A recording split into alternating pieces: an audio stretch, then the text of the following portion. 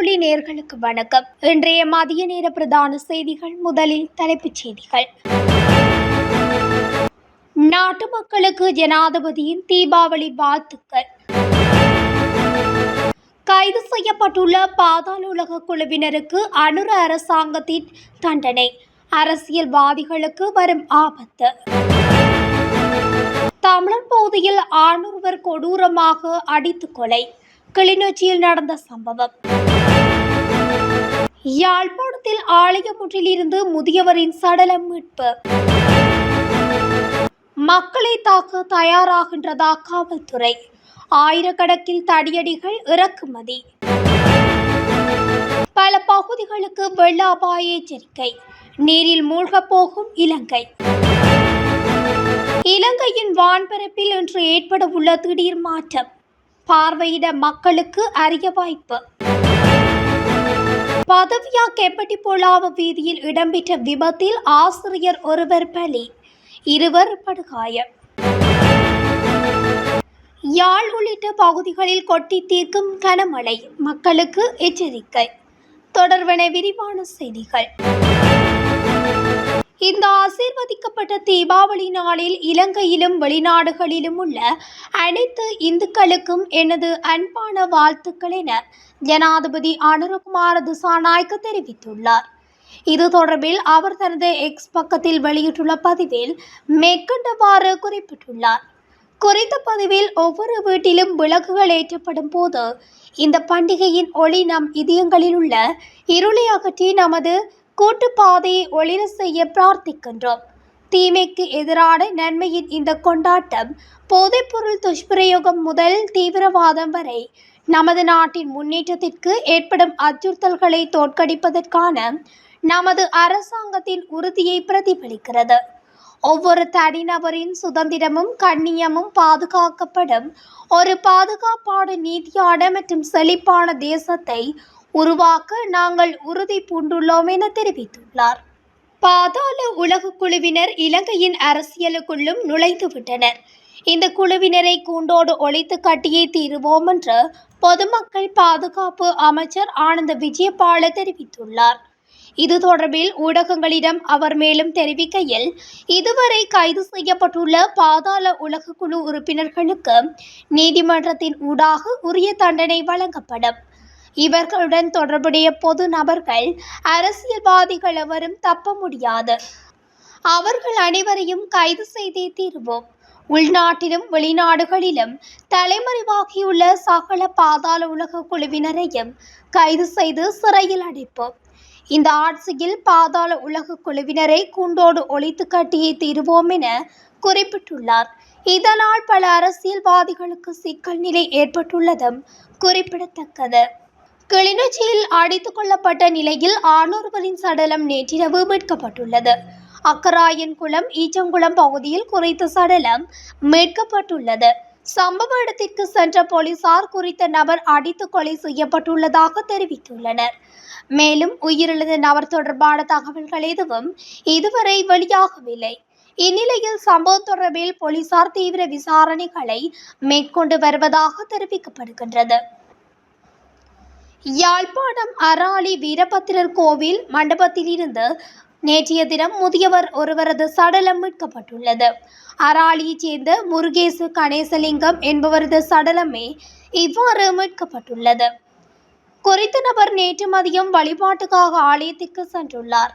இந்நிலையில் ஆலய மண்டபத்தில் உயிரிழந்துள்ளார். சடலமானது மீட்கப்பட்டு உடற்கூற்று பரிசோதனைக்காக யாழ்ப்பாணம் போதனா வைத்தியசாலைக்கு கொண்டு செல்லப்பட்டுள்ளது. சடலம் மீதான மரண விசாரணைகளை திடீர் மரண விசாரணை அதிகாரி ஜெயபாலசிங்கம் மேற்கொண்டார். சாட்சிகளை வட்டுக்கோட்டை காவல்துறையினர் நெறிப்படுத்தினர்.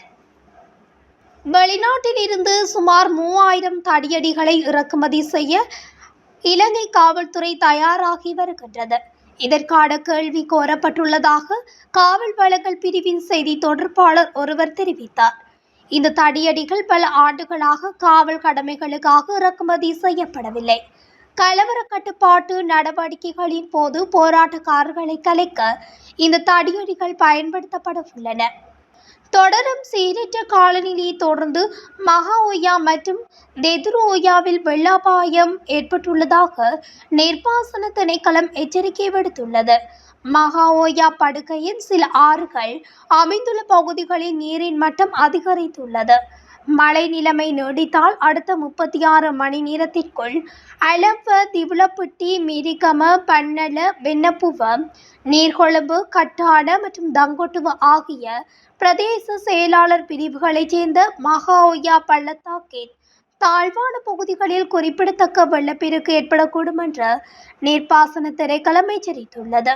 மழை நிலைமை மற்றும் மகா ஓயா படுகையை நீர்ப்பாசனம் செய்யும் ஆறுகளின் நீர்மட்டங்களை நீர்ப்பாசன திணைக்களம் பகுப்பாய்வு செய்துள்ளது. இதன் அடிப்படையில் தெதுரு ஓயா படுகையின் மேல் மற்றும் நடுத்தர பகுதிகளில் கணிசமான மழைப்பொழிவு காரணமாக தெதுரு ஓயாவின் நீர்மட்டம் வெள்ள அபாயத்தை நெருங்கி வருவதாக நீர்ப்பாசன திணைக்களம் தெரிவித்துள்ளது. தெதுரு ஓயா நீர்த்தேக்கத்தின் வான்கதவுகள் திறக்கப்பட்டு வினாடிக்கு 16,250 கன அடி வீதம் நீர் தெதுரு ஓயாவில் திறந்துவிடப்படுவதாகவும் திணைக்களம் தெரிவித்துள்ளது. நீர்த்தேக்கத்தால் தற்போது பெறப்படும் நீர் கொள்ளளவை பொறுத்து எதிர்வரும் மணித்தியாலங்களில் இந்த நிலைமை அதிகரிக்கக்கூடும். அத்துடன் கொழும்பு, தென்னிலங்கையில் பல இடங்களில் கனமழை பெய்து வருவதனால் வெள்ளம் பெருக்கெடுத்து ஓடுவதாகவும் இதனால் போக்குவரத்து முடங்கப்பட்டுள்ளதாகவும் கூறப்படுகிறது. தெதுரு ஓயாவுக்கு அமைந்துள்ள வாரியப்புல, நிகவரட்டிய, மகாவ, கோபகேனே, பிங்கிரிய, பல்லம, சிலாவம், ஆராய்ச்சிக்கட்டுவ மற்றும் ரஸ்நாயக்கபுர ஆகிய பிரதேச செயலாளர் பிரிவுகளை சேர்ந்த வெள்ளப்பள்ளத்தாக்கின் கீழ்ப்பகுதிகளில் வெள்ளப்பெருக்கு ஏற்படக்கூடும் எனவும் நீர்ப்பாசன திணைக்களம் தெரிவித்துள்ளது. இதன் காரணமாக நீர்த்தேக்கத்தை சுற்றியுள்ள கீழ் பள்ளத்தாக்குகளில் வசிப்பவர்கள், மேலே குறிப்பிடப்பட்ட பிரதேச செயலாளர் பிரிவுகளில் வசிப்பவர்கள் அணுகக்கூடிய வீதிகளை பயன்படுத்தும் அனைத்து தரப்பினரும் இதுகுறித்து விழிப்புடன் இருக்குமாறும் நீர்ப்பாசன திணைக்களம் வெளியிட்டுள்ள அறிக்கையில் மேலும் தெரிவிக்கப்பட்டுள்ளது. அடுத்த 36 மணி நேரத்துக்குள் மக்கள் மிகுந்த அவதானத்துடன் இருக்குமாறும் எச்சரிக்கை விடுக்கப்பட்டுள்ளது. இலங்கையின் வான்பரப்பிலும் இன்று இரவு மழைப்பொழிவை பார்வையிட மக்களுக்கு வாய்ப்பு ஏற்பட்டுள்ளது. இந்த விண்கல் மழைப்பொழிவை பார்வையிட முடியும் என தெரிவிக்கப்பட்டுள்ளது. இந்த ஆண்டு மிக முக்கியமான விண்கல் மழைப்பொழிவுகளில் ஒன்றை இன்றிரவு காண முடியும். இன்றிரவு 11 மணிக்கு பிறகு வானத்தை உற்று நோக்கும் போது ஓரியோனிட்ஸ் எனப்படும் விண்கல் மழையை காணலாம் என அவர் குறிப்பிட்டுள்ளார். ஓரியன் விண்மீன் கூட்டத்தை சுற்றி இந்த விண்கல் மழையை காணலாம் என அவர் குறிப்பிட்டுள்ளார். மேலும் அதிகாலை 3 மணி முதல் 5 மணி வரை ஓரியோனிட்ஸ் விண்கல் மழையை மிக தெளிவாக காணலாம் என விஞ்ஞானி குறிப்பிட்டுள்ளார். இந்த விண்கல் மழை கெலி எனப்படும் வால் நட்சத்திரத்தில் இருந்து ஏற்படுகிறது என விண்வெளி விஞ்ஞானியும் பொறியியலாளருமான கிகான் வீரசேகர மேலும் தெரிவித்துள்ளார். பதவியா கெபடிபுலாவ பகுதியில் இடம்பெற்ற வாகன விபத்தில் வவுனியா ஆசிரியர் ஒருவர் மரணமடைந்துள்ளதுடன் 2 ஆசிரியர்கள் காயமடைந்து வவுனியா வைத்தியசாலையில் அனுமதிக்கப்பட்டுள்ளனர். நேற்று முன்தினம் இந்த விபத்து இடம்பெற்றுள்ளது. பதவியா பகுதியில் இடம்பெற்ற மரணச் சடங்கு ஒன்றுக்கு சென்றுவிட்டு கார் வாகனத்தில் திரும்பிய ஆசிரியர்கள் பதவியா கெபடிகொல வீதியில் உள்ள மகாநேட்டியாவ பகுதியில் பயணித்த போது எதிரே வந்த பிக்கப் ரக வாகனத்துடன் மோதி விபத்துக்குள்ளானது. இதன்போது வவுனியா மடுக்கந்த ஸ்ரீ தமரத்ன வித்யாதன பிரிவின் ஆசிரியர் சஞ்சீவ மரணமடைந்துள்ளார். மேலும் 2 ஆசிரியர்கள் காயமடைந்து வவுனியா பொது வைத்தியசாலையில் அனுமதிக்கப்பட்டுள்ளனர். கெபடிபுலாவ போலீசார் விசாரணைகளை இது தொடர்பில் மேற்கொண்டு வருகின்றனர். நாட்டின் பல பகுதிகளில் இன்று 100 மில்லிமீட்டருக்கும் அதிக அளவில் பலத்த மழை வீழ்ச்சி பதிவாகக்கூடும் என்றும் வளிமண்டலவியல் திணைக்களம் தெரிவித்துள்ளது.